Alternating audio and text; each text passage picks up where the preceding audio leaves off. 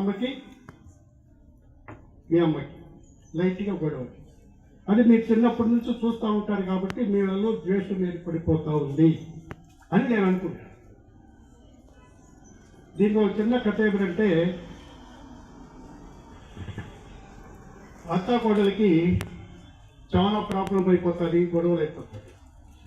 కోడలేమో అమ్మకి చెప్తాను, మా అత్తంతో నేను పనిలేకపోతాను, ఏం చేసేదమ్మా.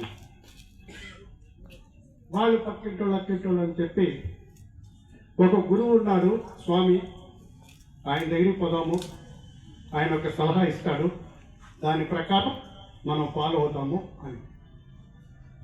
ఈ కోడలు వాళ్ళ అమ్మగారు వగేరా అందరూ పోయేసి స్వామీజీ దగ్గరికి పోయేసి, స్వామి ఈ విధంగా ఉంది, డౌట్ రాకుండా మా అత్తమ్మని ఏదో విధంగా నైస్గా చంపేయాలి, ఎట్లా మార్గం అని. అందుకే ఆ స్వామీజీ ఏం చెప్తాడంటే, నేను ఈ పౌడర్ ఇస్తాను, రోజు పాలల్లో కొద్ది వేసి పాటిస్తావచ్చు. అయితే ఇంకో పని చేయాలి, ఏమని, అత్తమ్మ నువ్వు పడుకో అని బెడ్ కాఫీ తెచ్చి ఆమె కాళ్ళొద్దు, స్నానం నువ్వే చేయించు, మంచిగా ఉండు, ఎంతవరకు పౌడర్ అయిపోయేంత వరకు, ఆమె నశించిపోయి చనిపోయేంత వరకు ఉండాలి అని చెప్తాడు. అర్థమైందా? అదేవిధంగా అత్త కూడా ప్లాన్ వేస్తుంది, కోడలికి ఏమైనా చేయాలని.